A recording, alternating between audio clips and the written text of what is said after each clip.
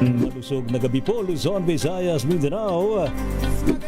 Magandang evening, Luzon, Visayas at Kayong salamat sa inyong pagpaminaw, pagtanaw. Ito ay bunsod ng naitalang 17 individual na ang kanilang naaresto. Ng Metro Manila Development Authority o MMDA ang No Contact Apprehension Policy o NCAP sa Metro Manila. Sa ang ilang mga dokumento ay peke. Wow, ang saya. Isang barangay na labada, puro mancha pa. Goodbye, pahinga. Mommy, isang laba lang yan sa Pride Bar Blue. May powerful stain-away enzymes na malupit sa dunit mancha. At di masakit sa kamay. Isang laba lang yan. Hello, pahinga. Hello, Pride Bar Blue. ACS. Tanggaling-galing mo. Smart dishwashing paste ko. Pritong ulam na masebo. Plato o kaldero.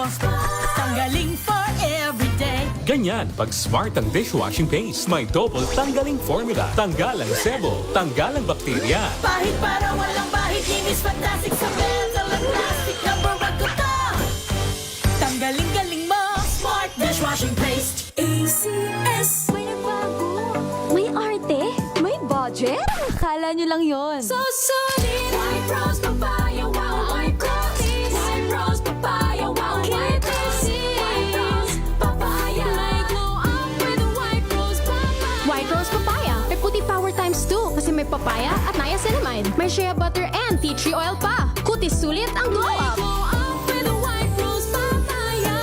White Rose Papaya. Kutis sulit ang glow up. ACS. Sa lahat ng bagay, simula pa lang, siguraduhing max protection na.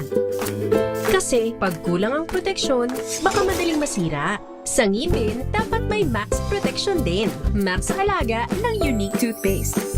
With Max Protect Formula, help stop cavities before they start, while keeping breath fresh. Try Unique Maximum Fluoride Protection. Para max alaga, max protektado. ACS. Halina't gumising sa isang masaganang Pinas, kung saan may bayanihan, kasama ang mga nagtataguyod sa ating agrikultura. Kasama ka rin dito, ikaw mismo. Dahil sa masaganang Pinas, lahat tayo may benepisyo. Tuwing Sabado, alas 10:30 ng umaga. Samahan niyo kami at ang Department of Agriculture sa isang oras na talakayan ng higit na mahahalagang usaping pang-agrikultura. Masaganang Pinas sa DZRH. Tara na, halika na, tayo na sa masaganang Pinas. Sa puso ng kalikasan, natatangi ang prutas ng mangosteen. Ito ay nagtataglay ng antioxidant compounds na alpha, beta at gamma mangosteen. Ang MX3 capsule ay isang food supplement na gawa sa natural na mangosteen. Ito ay tested and proven to help avoid knee joint pain discomfort para iwas-iwas sa sakit with long-term supplementation 2 capsules daily. MX3 capsule, tunay, natural at original. Mahalagang paalala, ang MX3 capsule ay hindi gamot at hindi dapat gamiting panggamot sa anumang uri ng sakit.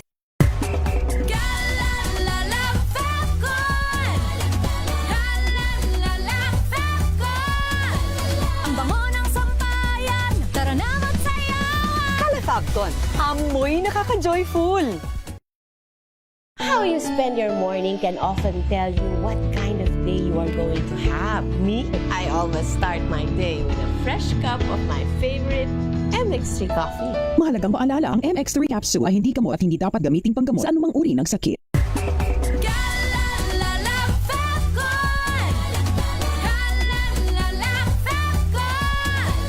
Ang bango ng sampayan. Tara na magsayawan. Calefacton, amoy nakaka-joyful.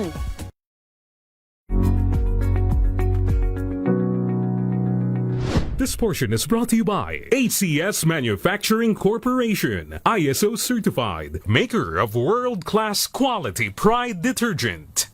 Sinasabi sa attachment theory ng psychologist at psychiatrist na si John Bowlby, ang uri ng relasyon daw na mayroon tayo sa ating pagkabata, sa ating mga magulang o maging sa ating primary caregivers, healthy man o hindi, ay ang humuhulma sa ating pagkatao at relasyon natin sa iba sa ating pagtanda. Kaya naman upang suportahan ang pag-aaral na ito, nabuo ang ideya ng 4 na attachment styles na nade-develop sa edad na 6 na buwan hanggang 2 taon. Una na dyan ay ang secure attachment. Itinuturing ito bilang healthiest sa 4 dahil dito sinasabi na ang isang bata ay inalagaan ng mabuti ng kanilang mga magulang at sinisigurado na lahat ng pangangailangan nito ay natutugunan. Dahil dito sila ay kakikitaan ng emotional stability, security, self-assurance, emphatic, less aggressive na pag-uugali habang lumalaki. Sa kanilang pakikitungo naman sa iba, sila ay kakikitaan din ng positibo, trusting at lasting na relasyon sa ibang tao. Pangalawa ay ang avoidant attachment o ang insecure attachment. Kabaliktaran sa nauna, ito ay isang defense mechanism kung saan ang isang bata ay nagsha-shutdown emotionally, resulta ng pagpapabaya ng magulang sa nararamdaman at pangangailangan nito, kung kaya mas pinipili na lang nilang maging ilag upang maiwasan ang rejection. Sa pakikipagrelasyon naman nila, sila ay medyo challenging na i-handle dahil hindi sila madaling magbigay ng tiwala sa iba at may takot na ipakita ang vulnerable part ng kanilang sarili. Pangatlo ay ang anxious attachment. Tulad ng avoidant, nade-develop ito mula sa kapabayaan ng mga magulang o guardians. Subalit sa halip na mag-shutdown, nagpapakita sila ng mataas na level ng anxiety at may tendency na maging clingy dahil sa takot na ma-reject. Sa kanilang pakikipagrelasyon, sila ang mga nagnanais na makaranas ng close and intimate relationship. Ngunit mayroong takot na sila ay iwanan, kaya't sila ang mga taong kailangan ng patuloy na reassurance mula sa kanilang partners o kasama. At panghuli ay ang disorganized attachment. Katulad ng avoidant at anxious, ito rin ay may tuturing na ikatlong uri ng insecure attachment kung saan naguugat ito mula sa emotional unresponsiveness, unresolved trauma o history of abuse ng mga magulang o caregiver. Kaya nagre-resulta naman ito sa inconsistent behavior at identity crisis sa mga bata. Sa pakikipagrelasyon naman, challenging rin sa mga taong ito dahil sa hirap nila pumasok sa isang seryoso na pagsasama dahil mas nangangailangan sila ng close connections sa kanilang partner. Maaari rin sila na maging controlling, toxic, clingy at hirap sa pakikipag-usap ng maayos. Pagbibigay linaw naman ng mga eksperto, habang lumalaon ay maaari namang mag-improve o mag-heal ang attachment styles ng mga tao at hindi naman permanente dahil sa mga karanasang nagtuturo at nagpapabago sa atin. This portion is brought to you by ACS Manufacturing Corporation, ISO certified, maker of world-class quality Pride detergent.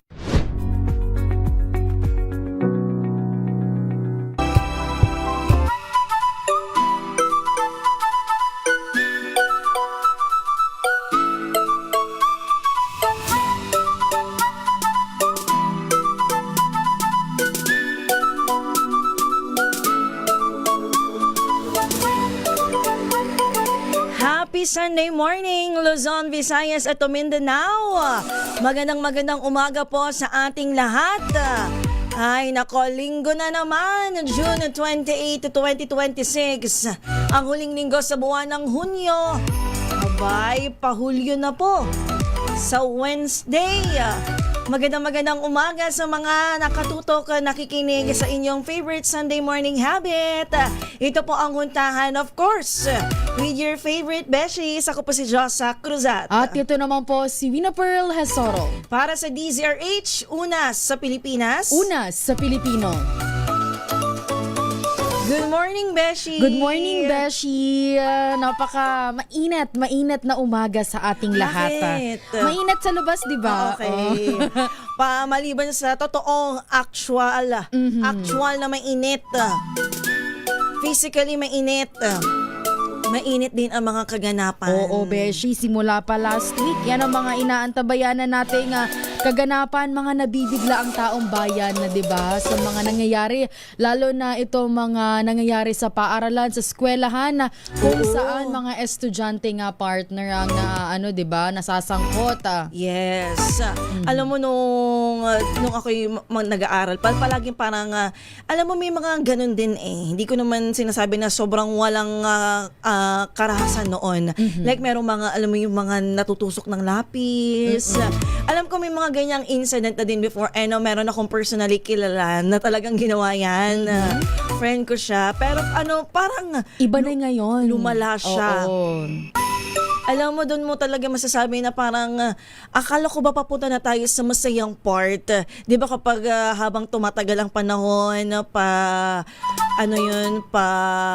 pausbong na ang mga teknolohiya. Pero di natin alam na kasabay pala nito ay parang sumasabay sa agos ang mga karahasan. Hindi natin lubos akalain na talagang mga kabataan ang masasangkot sa mga ganitong insidente.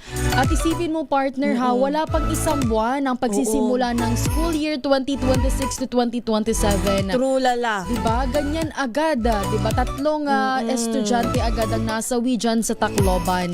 Alam mo, parang nung pagbubukas ng klase na natural calamity. Andyan ang lindol, ulan, magnitude 7.8 sa Camindanaoan. Tapos makalipas ang ilang linggo, abay, human nature na siya. Yes. Diba, doon mo talaga masasabi na parang ano na ba talaga nangyayari? Hindi lang pala kalikasan ang nagagalit sa atin, kundi kasabay talaga nito yung parang yung mga kaisipan na mga kabataan natin na akala mo ay alam mo ma-develop siya in the future na parang alam mo yung kabataan ang pag-asa ng bayan. Susunod sila sa agos ng technology. Pero parang itong mga teknolohiya ay nakatutulong din. Base sa aking observation, hindi ko naman sinasabi na lahat na lamang ng mga mga modern technologies ay nakakasira sa pag-iisip ng mga bata. Kaya nga Beshi, binabanggit ng ilan na kung po pwede ay gawin na rin dito sa Pilipinas yung social media ban sa mga 16 years old and below, 'di ba? Dahil sa iba't ibang bansa, alam ko sa Australia, Beshi, meron ng ganito at ang sila nga ata ang nagpauna. Tas ngayon meron silang balita na yung mga tech firm na hindi sumusunod dito sa social media ban, dodoblehin nila ang multa, ang parusa, Beshi. So yun, sana dito sa Pilipinas ay kahit paano ipatupad natin ang social media ban para sa 16 years old and below. Or kung hindi man, Beshi, social media ban, yung mga na lang, merong mahigpit na panuntunan para sa mga batang merong social media accounts. At syempre, lalong-lalo na sa mga batang merong cellphones, di ba? Ayan. Kasi pagka may cellphone ka na, maa-access at ma-access mo lahat, Beshi. Ang akin kasi, di ba, ang alam ko, ang YouTube before, parang meron siyang restrictions. Pero nakakalusot at nakakalusot pa rin. Di ba nga, paano ba nakakagawa ng accounts ang mga bata? Kasi naman, na-edit nila yung birth date nila dun Napakabilis, Beshi, gumawa ng account. Hindi lang yan sa YouTube or what, Napakabilis, Beshi. Ilalagay ko lang, siguro yung mga bata nilalagay lang nila yung sa edad birthday na hindi naman nila talaga edad yun or sa birthday nila yun. Kasi alam mo dati, before ako, aminado akong bata pa lang ako, meron ako, alam mo yung Friendster before. Naabutan ko yan. Di ba, nalagay ko yung totoo kong birth date, pero yung year, maiiba siya. Bakit kaya hindi na lang nila hingan ng birth certificate? Diba? Kasi o kaya ID, valid ID. Ayun, kasi hindi naman talaga hinihinga ng valid ID pagka gumagawa ka ng account, diba? Hindi din hinihinga ng kung ano mang identification card. Kung ano-ano ba, Beshi, para malaman kung ano ba talaga ang tunay mong edad. Hindi hinihingan. So yan, siguro kailangan natin na mas higpitan pa. Kasi alam naman natin na parang, di ba lagi natin sinasabi, sa bahay nagsisimula ang disiplina sa mga magulang. Pero I think kailangan ng tulong ng ating mga magulang mula sa gobyerno sa pagpapatupad ng mga ganitong uri ng interventions, di ba? Speaking of social media, Beshi, ito ang ating tututukan, ating paghuhuntahan ngayong araw. Medyo i-compare natin sa buhay noon, kahit hindi pa tayo nabubuhay noon. Kung paano nga ba kaalwan, kung gaano nga ba kaayos ang pamumuhay ng mga, yung mga, pag sabi natin, batang 90s. Ang dami nilang dami nilang kwento. Ayan, ang dami nilang nasi-share na kaganapan nila noong bata pa sila, di ba? Samantalang itong mga bata sa ngayon, parang siguro sa mga susunod na panahon, ang pag-iistoryahan nilang childhood memories ay itong mga games online. Mga ganyan. At feeling ko, Beshi, ang pag-uusapan nila ay yung ko noong 7 years old ako, ang pinakauna kong gadget. Ayan, totoo yan. Diba? Mga ganon-ganon. Hindi katulad ng mga kwento-kwento ng mga batang 90s. Ako 90s ako pinanganak, pero hindi ako lumaki sa 90s. Pero hindi ka naman lulong doon hindi sa naman, social media or halo addict siya. sa ano. Halo siya kasi nung bata ako, alam mo, naranasan ko talaga yung paglalaro sa kalye. Alam mo yung may bangbang malapit sa may amin. Talagang nakatambay kami doon. Tapos may mga naglalaro. tapos may mga gulong. Alam mo yung larong madumi. Pero kasi kapag hindi ka nasanay sa ganyang klase ng buhay, parang feeling mo, ang dami mong sakit. Ang bilis mong magkasakit ngayon kasi parang mabilis kang tabla ng mga mikrobyo. Ayun. Kasi hindi ka lumaki sa mikrobyo.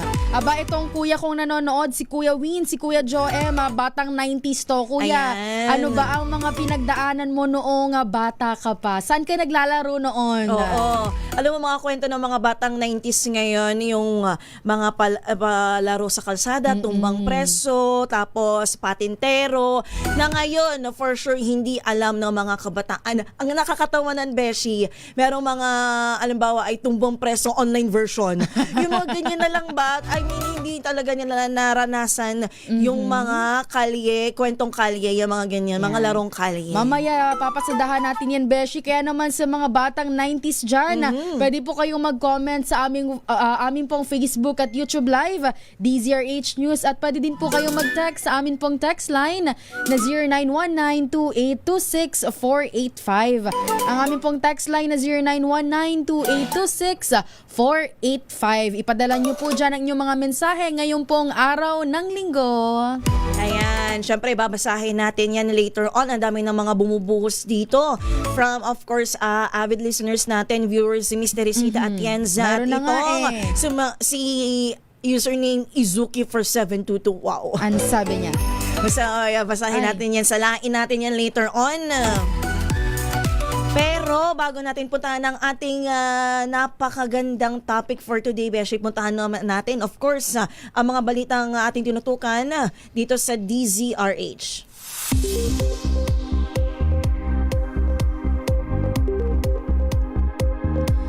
Biyahe si Pangulong Ferdinand Marcos Jr. sa Canada mula July 1 hanggang July 4 upang palalimin pa ang ugnayan at kooperasyon ng Pilipinas at Canada sa iba't ibang mahalagang sektor. Ang pagbisita ng Pangulo sa Vancouver ay isasagawa sa imbitasyon ni Canadian Prime Minister Mark Carney. Ayon sa Malacanang, tatalakayin ng dalawang leader ang pagpapalawak ng kooperasyon sa depensa at security, kalakalan at pamumuhunan, enerhiya, kritikal na mineral at iba pang programa magpapalakas sa ekonomiya ng dalawang bansa. Makikipagpulong din ang si Pangulong Marcos sa mga negosyante at mamumuhunan sa Canada, partikular sa mga sektor ng information and technology, business process management, artificial intelligence, infrastructure at mining. Makikipagkita rin ang Pangulo sa komunidad ng mga Pilipino sa Filipino community dyan po sa Vancouver bilang pagkilala sa kanilang ambag sa relasyon ng Pilipinas at Canada. Ayon naman sa tanggapan ng Prime Minister na si Prime Minister Carney, ito ang kauna-unahang pagbisita ng isang Pangulo ng Pilipinas sa Canada sa loob ng 11 taon. Kasama rin sa biyahe si First Lady Liza Araneta Marcos. Samantala, nanawagan si Pangulong Ferdinand Marcos Jr. ng sama-samang pagkilos ng komunidad upang masiguro ang kaligtasan ng mga kabataang Pilipino sa gitna ng tumataas na bilang ng mga insidenteng may kinalaman sa mga menor de edad. Sa kanyang vlog, sinabi ni Pangulong Marcos na labis siyang nababahala sa mga nagdaang trahedya na kinasasangkutan ng mga bata at estudyante. Kabilang sa kanyang binanggit ang pamamaril sa loob ng silid-aralan sa Tacloban, 2 insidente ng pananaksak sa mga paaralan sa Cavite at pagkamatay ng 2 student athletes dahil sa pagkalunod habang nasa isang team building activity. Ayon kay Pangulong Marcos, dapat manatiling ligtas ang mga paaralan at maging lugar ng pagkatuto, pag-unlad at pag-abot ng mga pangarap ng mga estudyante. Dahil dito, inatasan niya ang mga ahensya ng edukasyon at kalusugan, ang pulisya at mga lokal na pamahalaan na palakasin pa ang mga hakbang para sa kaligtasan ng mga mag-aaral sa buong bansa. Hinimok naman niya ang mga estudyante na huwag matakot na humingi ng tulong kapag may pinagdaraanan at pinaalahanan ang mga magulang na maglaan ng oras upang makausap at maunawaan ang kanilang mga anak.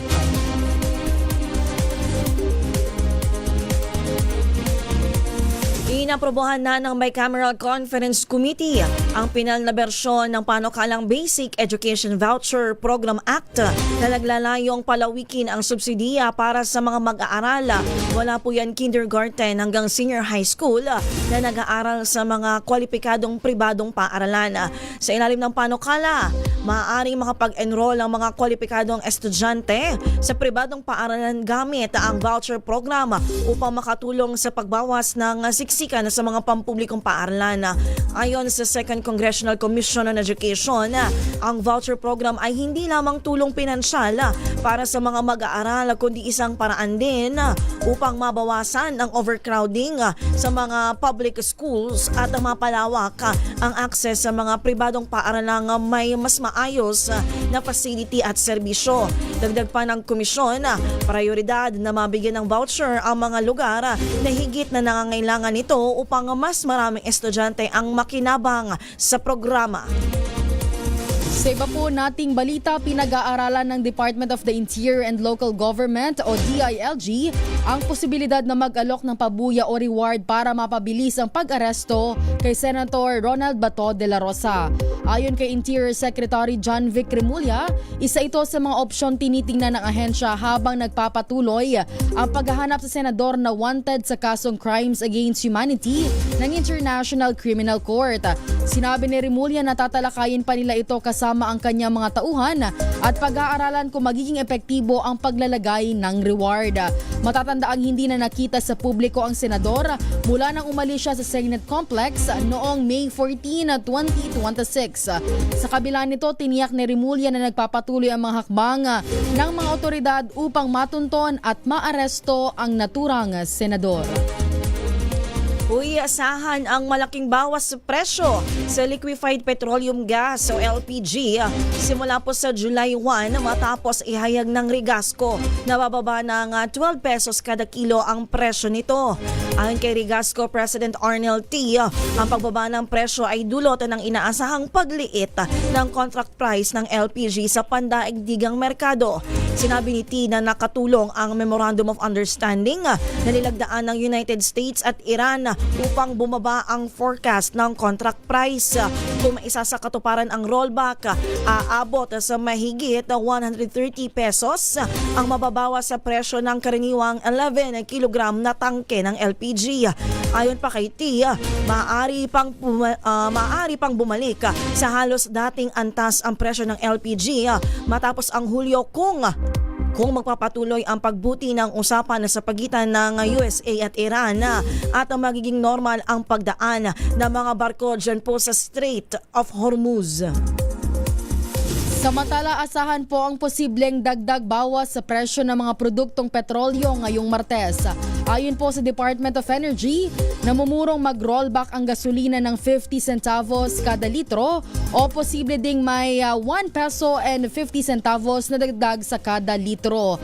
Para naman sa diesel, inaasahan ang bawas na 70 centavos o kaya naman ay may dagdag na 1 peso and 20 centavos kada litro.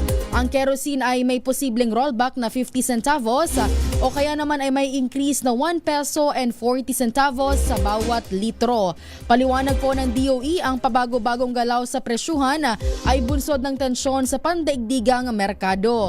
Ilalabas po ang pinal na oil price adjustment sa darating po na Lunes o bukas po yan, June 29, 2026.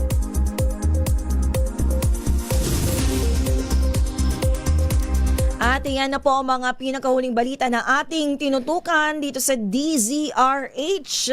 Sa ating pagbabalik, Beshi, pag-usapan natin, balikan natin ang panahon kung saan wala pang social media. I mean, na totally walang social media pero parang hindi siya uso. Oo, tsaka hindi siya masyadong binibigyan ng atensyon, Beshi. Diba? Hindi doon nakafocus ang atensyon ng bawat tao.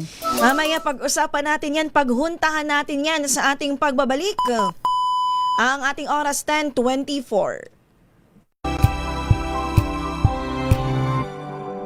Hello, Washi! Laundry day na naman! Yay! Anong meron? Mancha ng chocolate, putik, may libag pa! Kaya natin yan!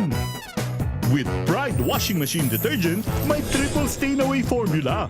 Tanggal ang makapit, madikit, at malupit na dumit mancha. Kaya easy-easy ang labada. Mula noon hanggang ngayon! All you need is pride. All you need is pride.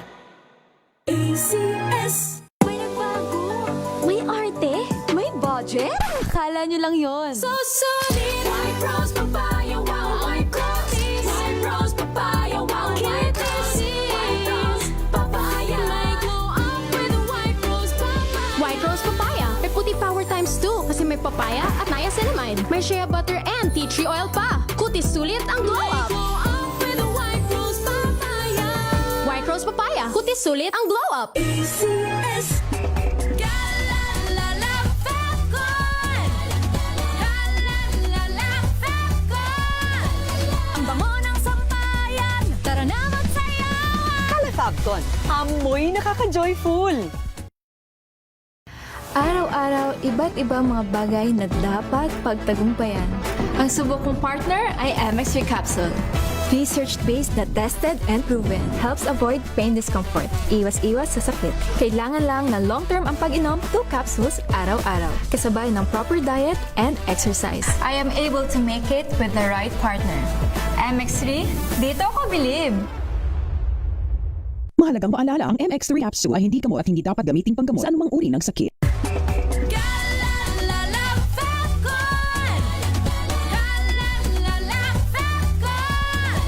Ang bango ng sampayan. Tara na magsayawan. Califabcon, amoy nakaka-joyful.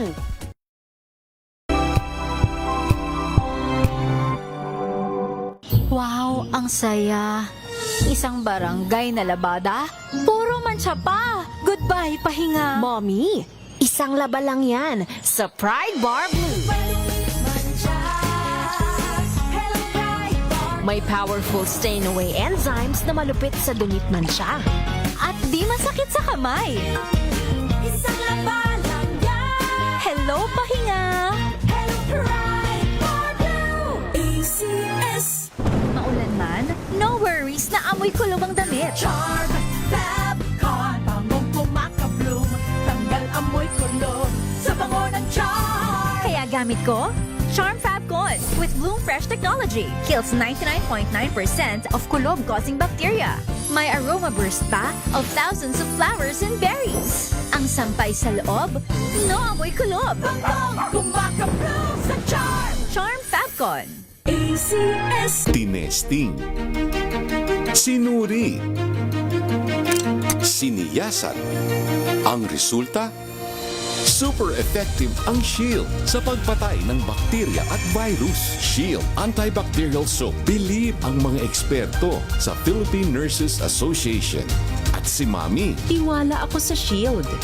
Shield Antibacterial Soap. Napatunayang mabisa. Ang mga nurse, tiwala. ACS.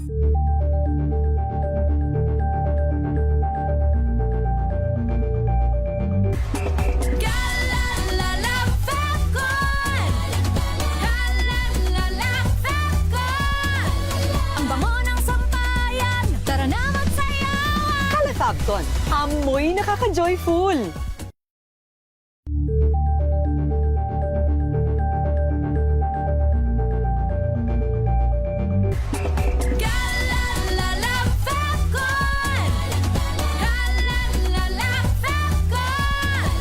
Ang bango ng sampayan, tara na magsayawan. Kalafabcon, amoy nakaka-joyful!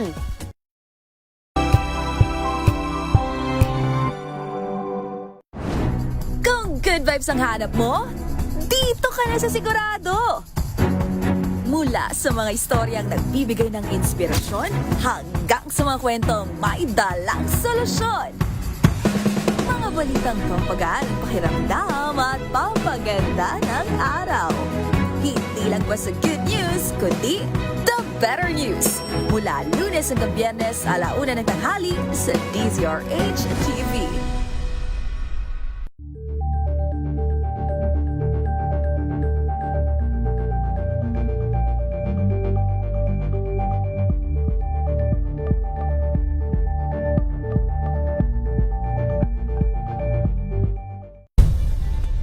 Nagsimula sa pangarap hanggang sa maabot ang tagumpay. Iba't ibang kwento, iba't ibang mukha ng atletang Pilipino. Mas pinatindi, mas pinalakas, at mas pinaaksyon sa Match Point tuwing Sabado, 12:30 ng tanghali sa DZRH TV.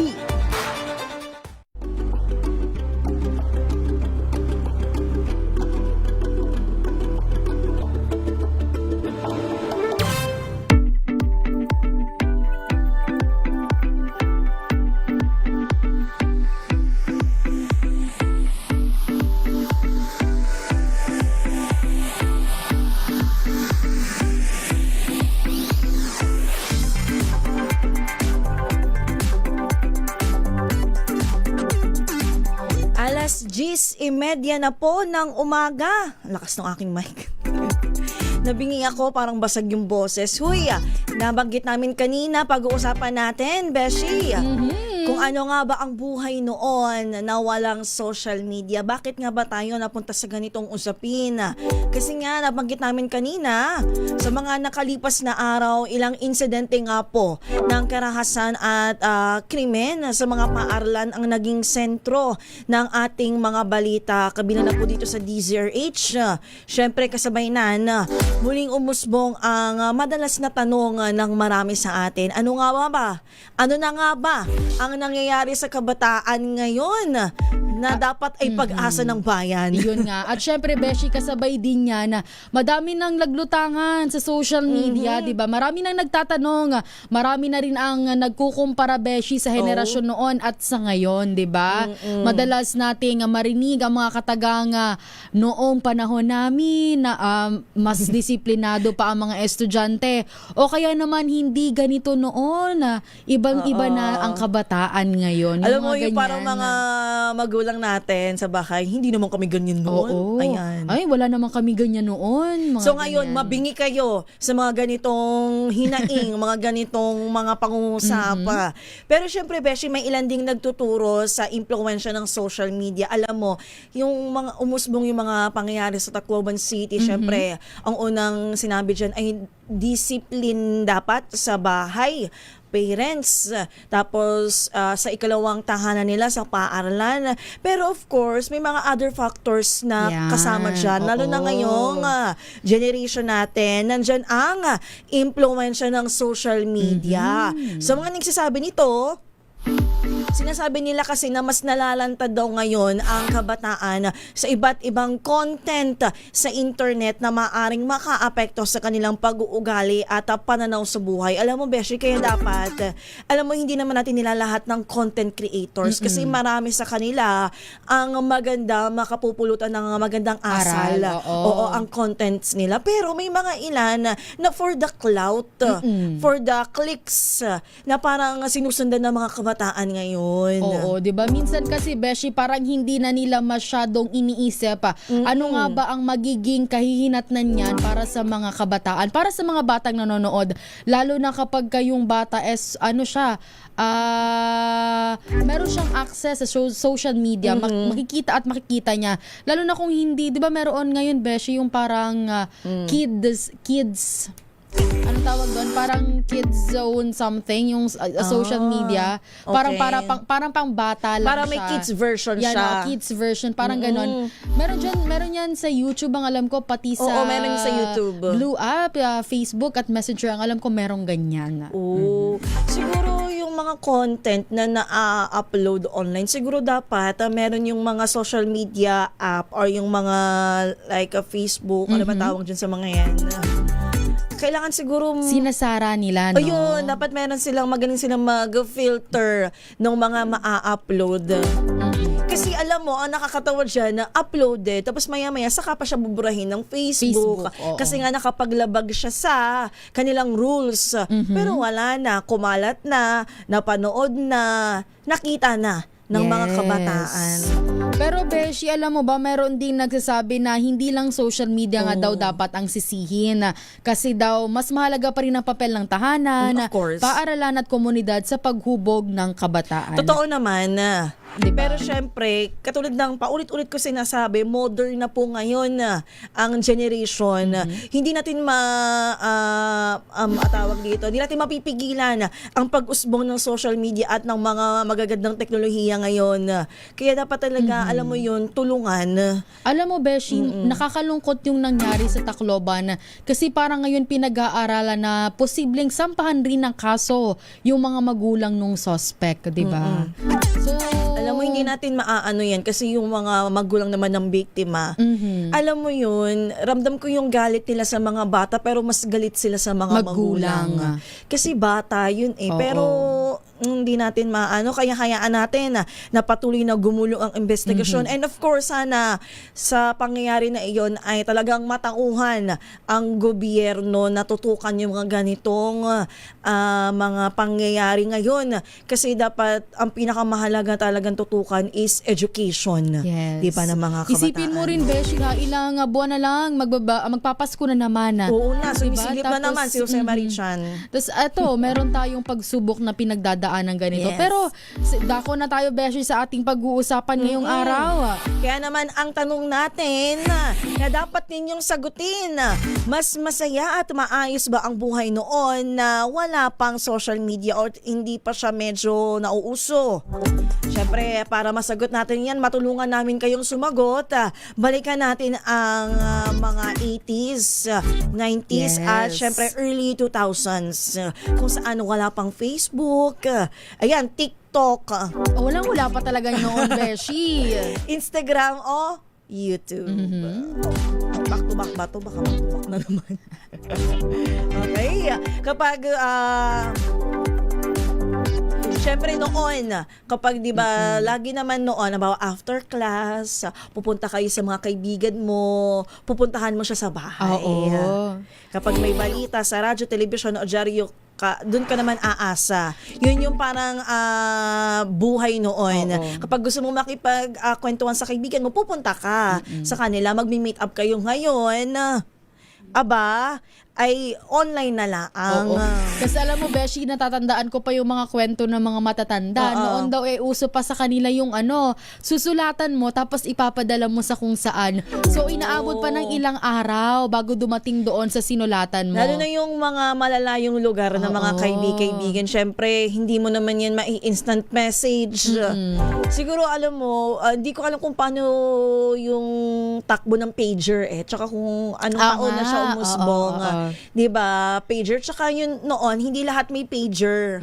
Kaya talagang umuuso pa sila sa mga sulat-sulat. At ito nga, Beshi, ang mga bata noon daw ay madalas na nasa bahay lang. Pero minsan sila ay naglalaro sa labas. Itong binabanggit nga ni Ma'am, ano pangalan ito?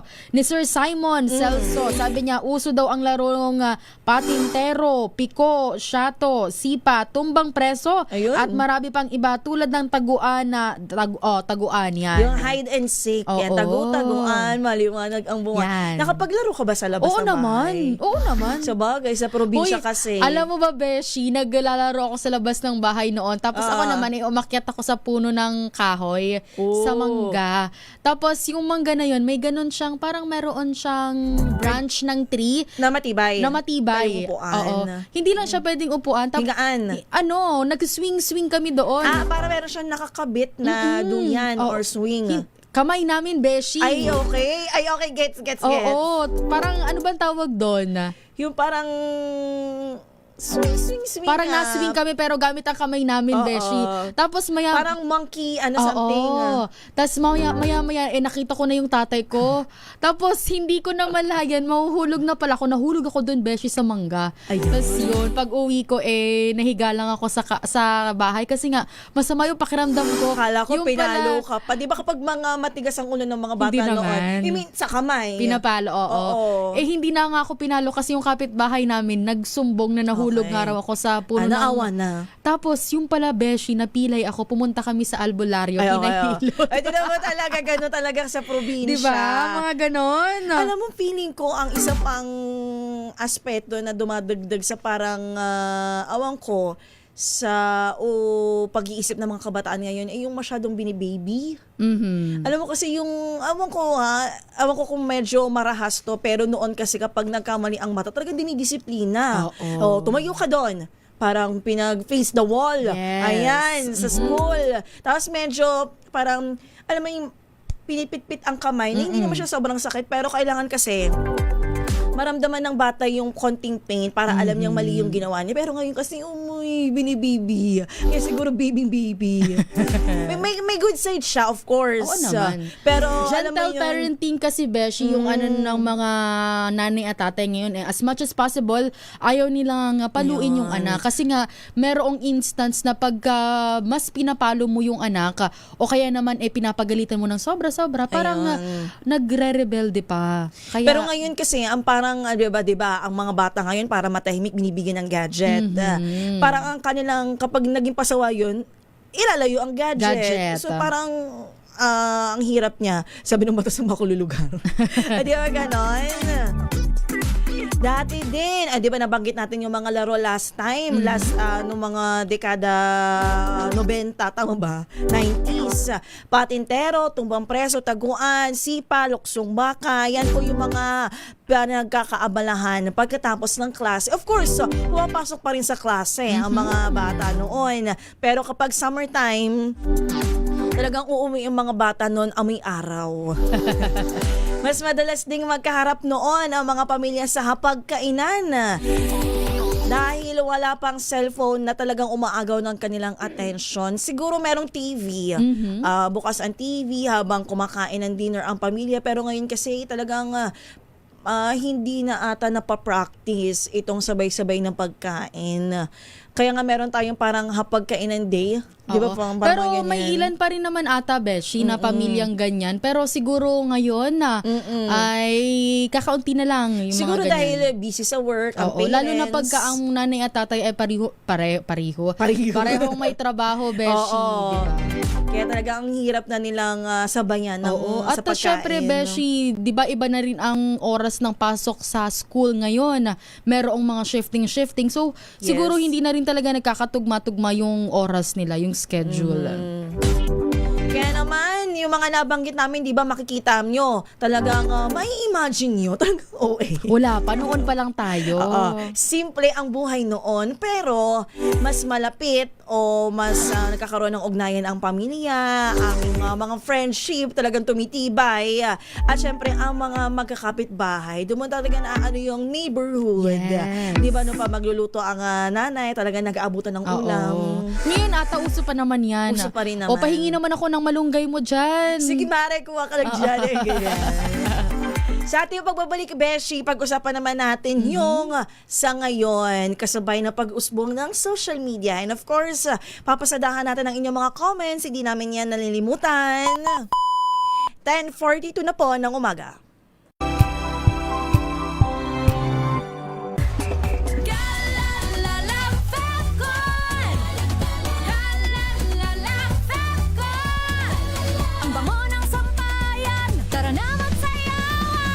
Fabcon, amoy nakaka-joyful.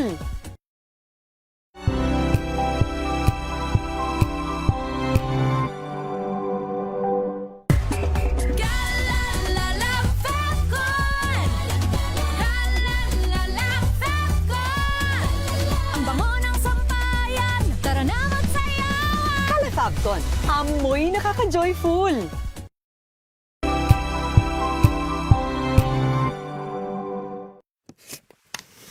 Para si Duterte is present in this meeting today, in this hearing today. The respondent is not present. Let it be placed on record that COMSEC called again the Vice President, that is for the purpose of giving her the opportunity to present her evidence. The impeachment is a process that seeks to exact accountability. It can be political, it can also be an instrument where the majority can use that power to exact revenge. Gusto nyong palitan ang Senate President kasi gusto nyo tuloy-tuloy na yung impeachment. Actually, kinontradict niya yung sarili niya kasi nung na-elect siya na Senate President, sabi niya tuloy ang impeachment. Yung mga pro-ERAP noong impeachment trial sa Senado, they were punished during the next midterm election. So may ano yun naiisip din ng mga senador yun.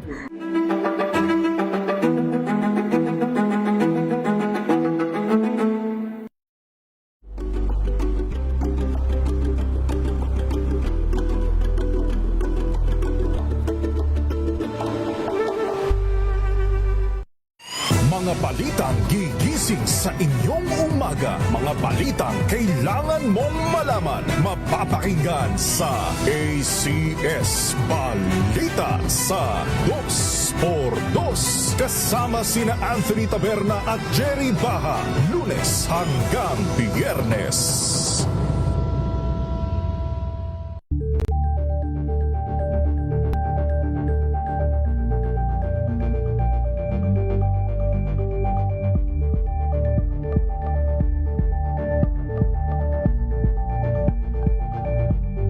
Alamin ang mga maiinit na isyung pambayan, mga balitang kailangan mong malaman, usapin sa pamahalaan, politika, ekonomiya at kabuhayan. Ito ang mga dapat mong malaman, pakialaman at pag-uusapan dahil kayo ang tinig ng mamamayan dito sa Damdaming Bayan.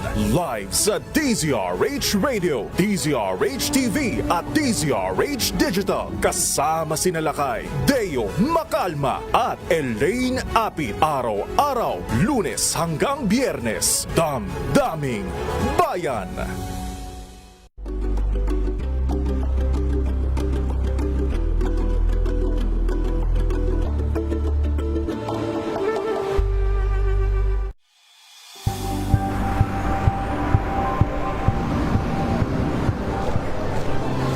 Ating mga eksperto dito lang sa Expert Opinion.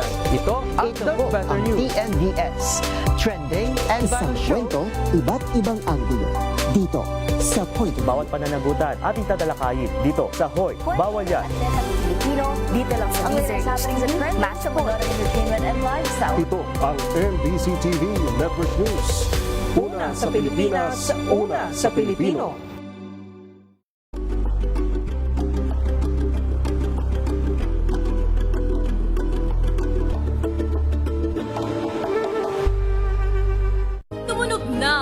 Gandingan para sa kalikasan. Ang itinanghal bilang Best AM Radio Program Host ay si Cesar Chavez para sa special on Saturday ng DZRH.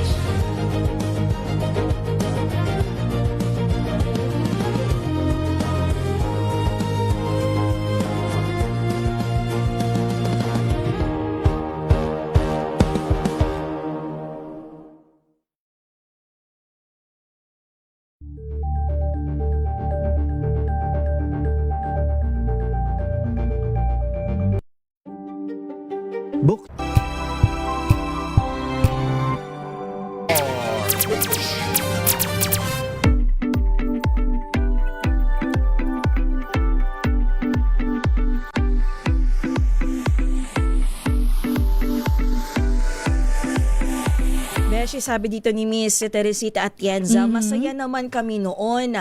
Kahit walang cellphone, laptop o social media, books, magazines, newspapers at comics ang binabasa namin noon. Wow.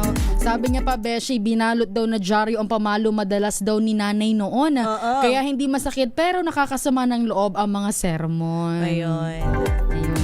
Ay, ano nga masasabihin ko? Nalimutan ko na.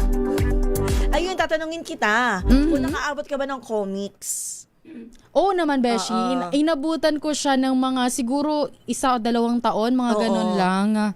Pero hindi ako masyado nahilig sa comics. Ako din hindi, pero nakabasa ako noon. Kasi parang meron siyang assignment noon nung parang elementary or high school na magdala ng comics. Ginagawa pa ba yun ngayon sa eskwelahan? Siguro maganda din siguro pag-aralan ngayon sa school, yung i-reminisce, yung balikan, yung mga dati talagang kaugalian, mga ginagawa ng mga magulang before, bago ang social media. Yan. Sabi, Beshi, dito ni Ma'am Cathy Alejo, batang 90s daw siya. Naghahabulan daw sila sa tabing dagat, naglalaro ng jackstone, nangongolekta ng rubber band at naglalaro daw ng text. Parang text, lahat to, Beshi, napagdaanan ko eh. Uy, Ikaw ba? Grabe ang pag-ipon ko ng text noon. Talaga sinasabi ko sa'yo. Pero hindi ko kaya yung parang ginaganon yung sahig. Hindi ko alam kung ano tawag Pogs. dun. Yung Pogs ba yan, Beshi? Pero pwede din yun sa text. Oo, pwede pero din. hindi ko kaya yun. Talagang nag-collect lang ako ng text. Hanggang dun lang ako. Pag-usapan natin ang ngayon. Kung saan, kung kailan halos lahat ay may cellphone at internet access na. Ano ba ibig sabihin nito? Sa isang pindot lamang, maaari na kayong makipag-usap sa mga kaibigan at kamag-anak kahit nasa kabilang panig man sila ng mundo. Nagbibinatan. Diba? Ito nga, Beshi, sa ngayon, mas mabilis na rin ang pagkuha ng impormasyon. May mga balitang dati ay inaabot ng oras o araw bago makarating sa publiko. Pero ngayon, Beshi, nakikita na siya sa loob lamang ng ilang minuto. Diba? Yes. Alam mo, Beshi, meron din naman kasing good side itong social media, itong mga makabagong teknolohiya sa atin, di ba? Totoo naman Meron yan. pa rin naman yung good side pareho nitong binabanggit natin na ang social media, malaking tulong yan lalong-lalo na sa negosyo, education at panghanap buhay, di ba? Kasi biruin mo paano tayo like nitong COVID-19 pandemic, paano matututo ang mga kabataan, ang mga estudyante. Dumiskarte sa buhay. I mean, kung walang online classes, paano ba nagkaroon ng online classes? Gawa ng internet, ayan, mga ganyan, computers. Modern technologies. Kaya talagang malaking tulong din ang social media at ang internet, ang technology sa businesses, education at paghahanap buhay nga. Maliban dyan, Beshi, meron din kumikita bilang content creators, online sellers at digital workers. So, meron din talagang magandang naitutulong itong ating makabagong teknolohiya. Siguro siguro gamitin na lang talaga siya sa tamang paraan. Ano nga ba yung mga downside naman? Siyempre ito, based on our observation to, nakikita naman natin at base din sa mga tawag dito, experience ng aking mga pamangkin, ng aking kapatid. Ito, hamon sa social media, ito, cyberbullying. Ang dami namang nating nababasa diyan. Ang daming parang nag-reclaim na sila ay na cyberbully. Of course, laganap ito ngayon, fake news. Yan ang hamon din ng social media ngayon. Ito pa, online scams. At syempre, yung sobrang paggamit ng gadgets, ano bang talagang bad effect na? Like, tayo, nagpupuyat tayo para naman tayo ay mag-social media. Hindi na nakakakain kasi nanonood na, nagne-Netflix na sa cellphone. Diba? Hindi na makakain sa tama at hindi na rin makapag-aral ng maayos kasi nga babad siya sa cellphone. Yes.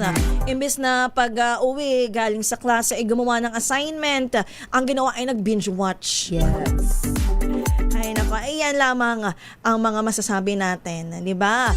May magagandang side aspects itong social media na talagang kapag nagamit natin ng tama ay malaking tulong, malaking kaalawalan sa atin. And of course, kakibat nito yung downsides like talagang nagkakaroon ng cyberbullying, fake news, online scams at itong mga bad effect ng paggamit ng gadgets. Pero Beshi, ratsadahan muna natin itong mga nagko-comment sa ating Facebook at YouTube Live. Sabi ni Sir J. Morales, 90s daw siya, ang ginagawa nila ay piko, luksong baka, patintero, tumbang preso, Jolens, chopsticks, Jackstone, no Google. We go personally to library or National Library for History. Ayun. Nagawa namin yun sa thesis namin nitong college. I mean, syempre nandiyan na ang Google, nandiyan na ang internet. Pero talagang pinag-try kami ng teacher namin na pumunta ng library. Sa library. Ang hirap. Talagang ang hirap pag makakuha ng information. Tsaka kailangan alam mo yung ginagawa mo. Hindi ka tulad dito ngayon. Isang click na lang, andyan na kagad bumubungos na ang information. Uy, sabi ni Jay Morales, kanina nabanggit natin pager, during his time daw nung 90s. 90s.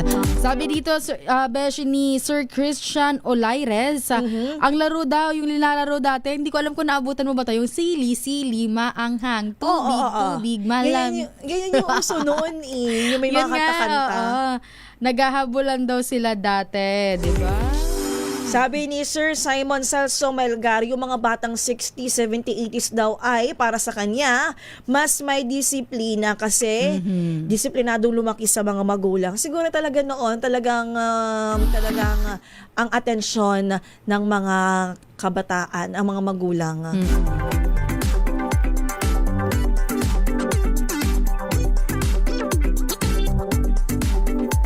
Sabi ni Amoroso Glenn ay talagang proud na proud siya, batang 90s daw siya.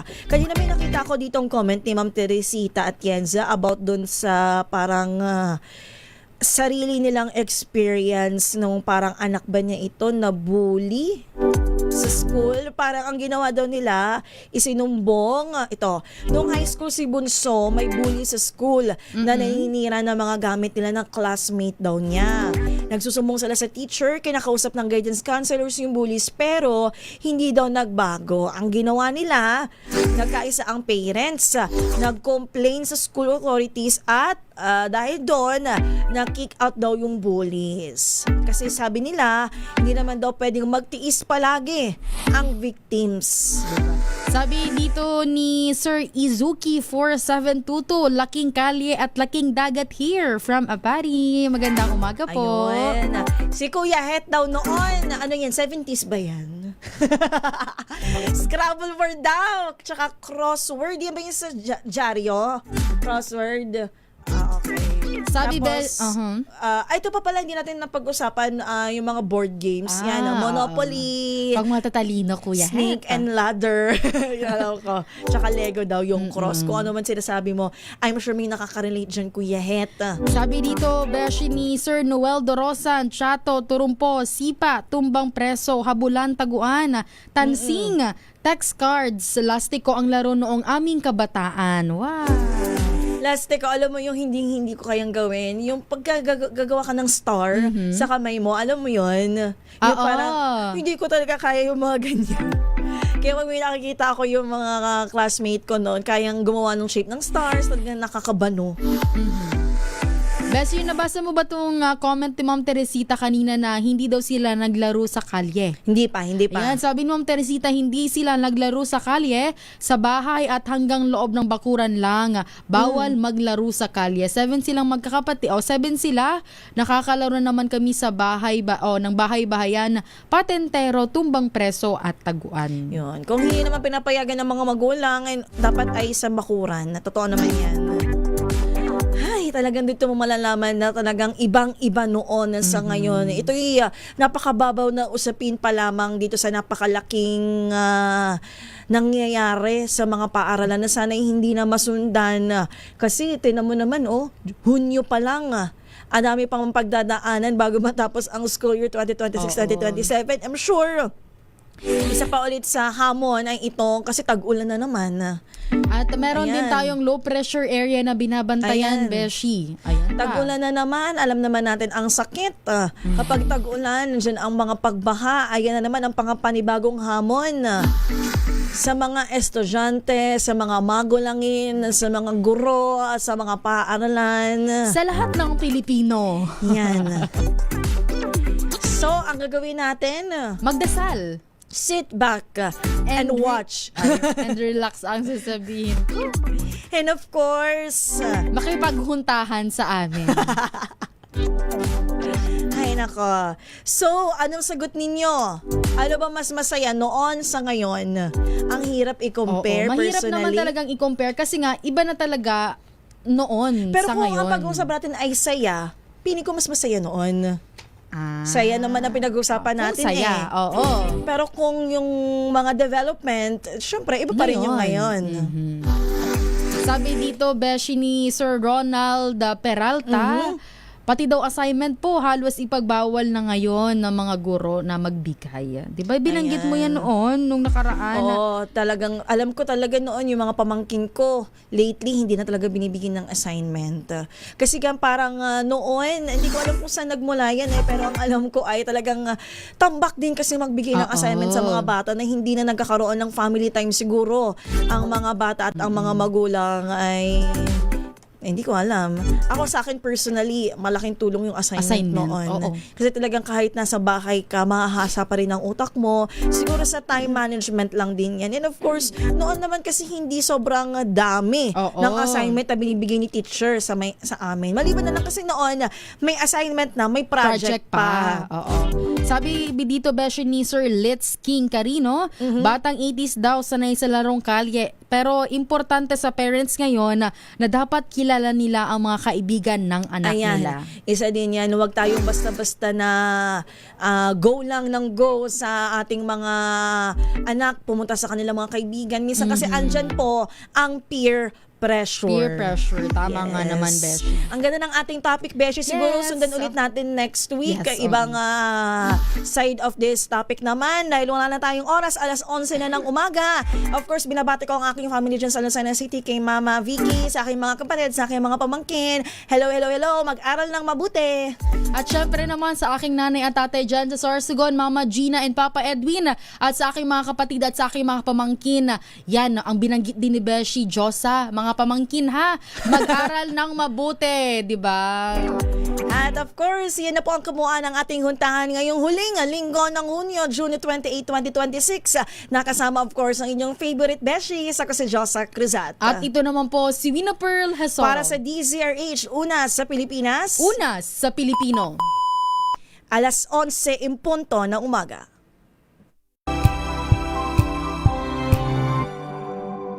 Sa loob ng